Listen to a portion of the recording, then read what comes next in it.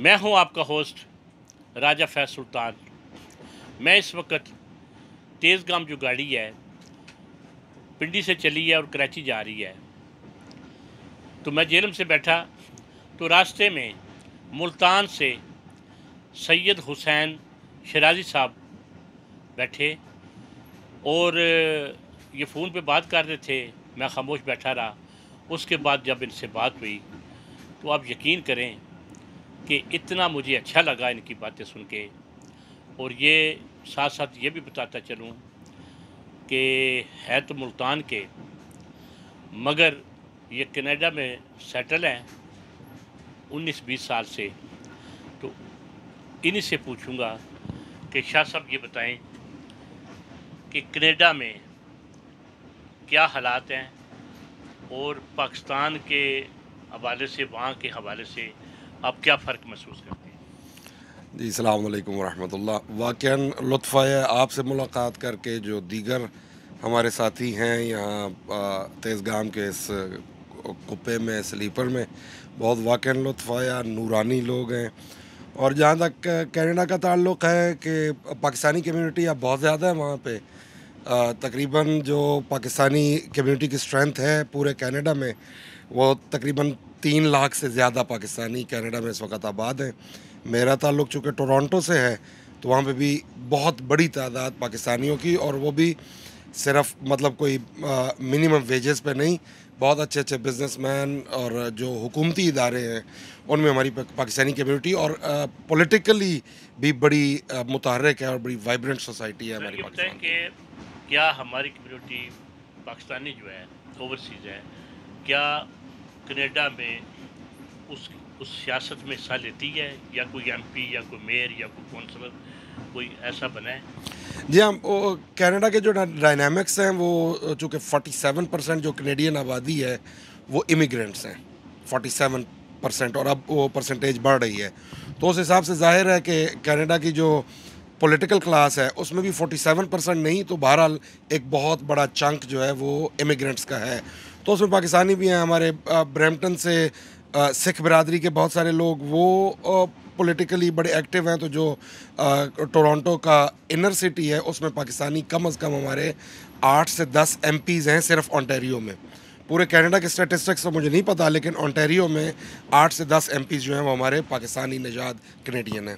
Sir ये बताएं कि जब रमज़ान आता है जी तो पाकिस्तान में बजाय महंगाई कम होने के, लोगों को एक रिलीफ देने के, तो मैंने सुना है कनाडा में या यूरोप में, मैं खुद बरतानिया में रहता हूँ, जी तो वहाँ जो रमज़ान शरीफ में क्या वहाँ की चीज़ें वो लेस करते हैं या उसी तरह रहते? जी हाँ, बहुत तकलीफ़ दे और बहुत उम्दा सवाल भी है कि मुझे तकरीबन कोई हो गए हैं 15-16 माह मुबारक रमज़ान मैंने कनाडा में किए हैं। तो वॉलमार्ट बहुत मारूफ़ चेन है, मेट्रो बहुत मारूफ़ चेन है वहाँ की ग्रोसरी की। तो वहाँ पे एक अलहदा सेक्शन बन जाता है, उसको उन्होंने लिखा हुआ होता है रमज़ान सेक्शन। उसमें माह मुबारक रमज़ान के हवाले से जितनी खाने पीने की चीज़ें हैं वो सारी की सारी होती हैं, और समटाइम्स 70% ऑफ लगी हुई होती हैं। मतलब जो खजूर पाकिस्तान में अगर 1000 रुपये से 1500 पे चली गई है, तो वहाँ वो 1000 रुपये से 200 रुपये पे आ जाती है, 300 रुपये पे। तो बहरहाल इस हवाले से काफ़ी वाक़यान फ़र्क है कि चूँकि वहाँ पे बिज़नेस ओरिएंटेड लोग हैं, उनका उनका जो बिज़नेस का मॉडल है वो यही है कि आप जितना ज़्यादा कस्टमर को रिलीफ़ देंगे, कस्टमर इतना ज़्यादा आपसे खुश होकर ज़्यादा वो ख़रीदेगा। तो वहाँ पे वाकई कोई भी चेन कोई पाकिस्तानियों की या मुसलमानों की तो है नहीं, लेकिन जितनी भी चेन्स हैं उन्होंने एक रमज़ान सेक्शन अपने ग्रोसरी स्टोर्स में बनाया हुआ होता है, which is very unique to see. Sir ये बताएं कि जैसे कि रमज़ान आ रहा है पाकिस्तान में, आप पाकिस्तान की गवर्नमेंट को रमज़ान के हवाले से, उधर के हवाले से आप क्या मैसेज देना चाहेंगे कि भाई वो क्या करें? जी हाँ, मैं एक छोटी सी गुजारिश है, अगर अरबाब इख्तियार के कानों पे जूं रेंगे, जो कि बहुत मुश्किल है, इनके दिमागों पे और आंखों पे हराम चढ़ चुका है। वल्ला आप बरतानिया से तशरीफ़ लाए हैं, मैं आपको बता रहा हूँ कि कनाडा में मिनिमम वेज है $14 पर आवर। एक आवर की $14 ये वेज है मिनिमम, ज़्यादा तो होगी, ये कम से कम है। और महंगाई जो है वो पाकिस्तान में कनाडा के बराबर हो गई है, जबकि यहाँ पे जो हमें घंटे में वहाँ मिनिमम वेज मिलती है, यहाँ पे मज़दूर को वो पूरे दिन में नहीं मिलती। पूरे दिन में यहाँ हमने घर में काम करवाया है यहाँ पाकिस्तान में, तो 800 से 1000 रुपये मज़दूर ले रहा है।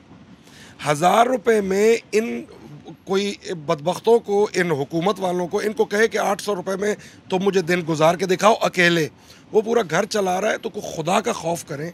पाकिस्तान ज़राअत, आप बरतानिया में, मैं कनाडा में हूँ, 8 महीने वहाँ पे कोई फसल होती नहीं है, 4 महीने वहाँ पे एग्रीकल्चर होता है और उनको बाहर से कोई चीज़ नहीं मंगानी पड़ती। हमारा पूरा पाकिस्तान अल्हम्दुलिल्लाह ज़री मुल्क है। और ये भी आप भी इसकी तायीद करेंगे और जो बाकी आप बैठे हैं कि पाकिस्तानी, दुनिया में कोई भी कौम इतनी जेनरस और लोग इतने अच्छे नहीं हैं जितने पाकिस्तानी हैं। ज़राअत यहाँ पे है, खुदा की हर नेमत यहाँ पे है। सिर्फ एक चीज़ नहीं है जो हमारे ज़िम्मे थी, खुदा के ज़िम्मे जो कुछ था सब कुछ है। हमारे ज़िम्मे था ईमानदारी, वो नहीं है। तो जो हमारे ज़िम्मे काम है, अगर हम ईमानदार हो जाएं तो खुदा की कसम पाकिस्तान के ये ज़मीन चूमने को दिल करता है। ज़मीन जैसी कोई ज़मीन नहीं है दुनिया में। ये बताएं कि जिस ट्रेन में हम बैठे हैं, तेज़ गाँव,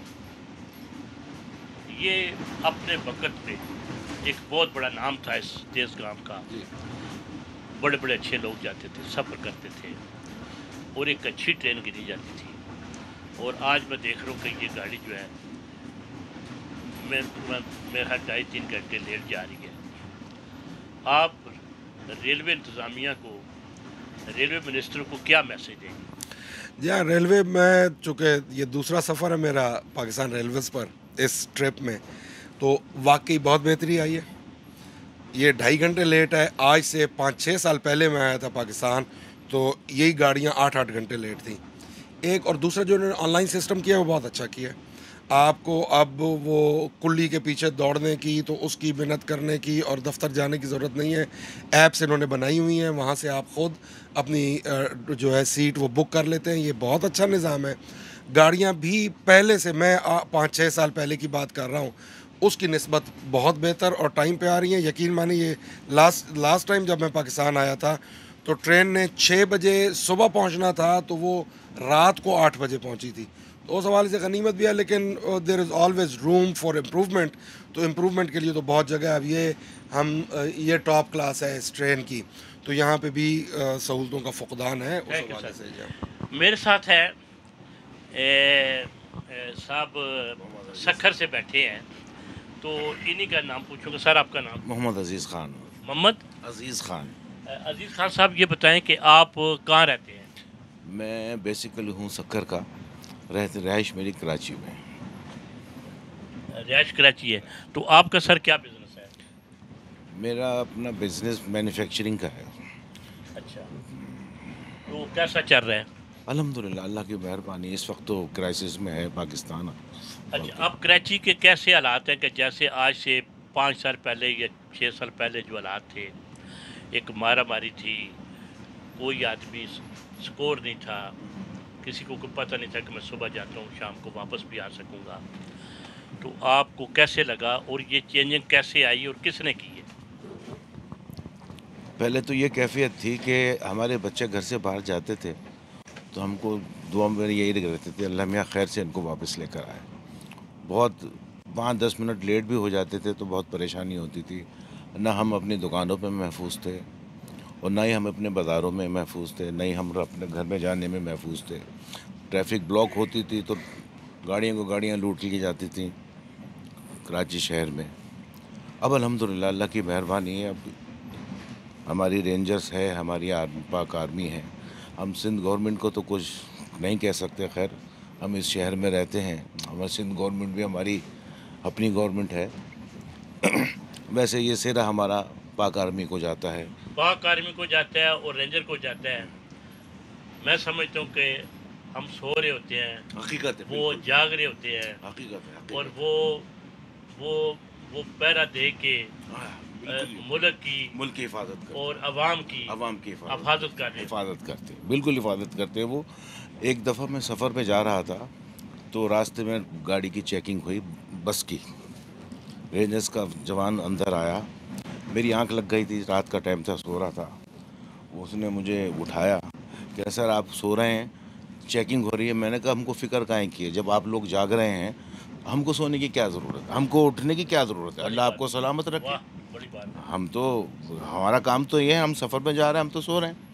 अल्लाह ने आपको हमारी हिफाजत के लिए मुकर्रर किया है, तो हमको फ़िक्र ही नहीं है। अब अल्हम्दुलिल्लाह आप सलामत रखें, अल्लाह आप सलामत रहें। हम तो खुशी की बात है कि आपने हमको चेक करते हैं, हमको ट्रेनों में सफ़र कर दौरान हमको हिफाजत सेफ्टी पहुंचाते हैं। वो भी बेचारा बहुत खुश हुआ उस बात को सुन के। सर आपकी बात बिल्कुल सही है। सर ये बताएं कि जिस गाड़ी में आप बैठे हैं तेज़ गाम, आप क्या समझते हैं कि बेहतर है या सफ़र बेहतर जा रहा है, या ये जो लेट होती है इसकी क्या वजह, आप गवर्नमेंट को या रेलवे मिनिस्टर को या रेलवे इंतज़ामिया को क्या मैसेज देंगे कि और ज़्यादा बेहतर कर सकते हैं? अल्हम्दुलिल्लाह बेहतरी तो पिछले 5 सालों से अब ज़्यादा बहुत बहुत बेहतर हो गई है।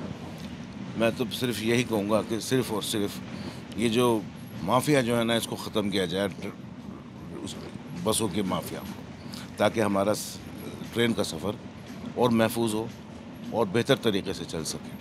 ये जो आजकल जो गाड़ियाँ आ रही हैं अल्हम्दुलिल्लाह तकरीबन सही टाइम पर आ रही हैं। सही टाइम आ रही है। जैसा कि अज़ीज़ खान साहब ने बताया है कि कराची में बल्कि पूरे पाकिस्तान में पाक आर्मी को सलाम करता हूँ, रेंजर को सलाम करता हूँ कि जिन्होंने ख़ासकर सिंध और कराची में अमन लाने में एक बहुत बड़ा पाक आर्मी का और रेंजर का किरदार है। और इसके साथ साथ इन्होंने ये भी कहा कि पाकिस्तान रेलवे में अब थोड़ी बेहतरी की तरफ जा रही है। जैसे कि शाह साहब ने कहा था कि एक ऑनलाइन जो है वो एक उन्होंने रख दिया कि आप सीट बुक करा सकें, तो बहुत अच्छा सिलसिला, निज़ाम सिलसिला चल रहा है। इसी के साथ आपसे इजाज़त चाहता हूँ। राजा फैज़ सुल्तान, RFS न्यूज़, तेज़ गाम।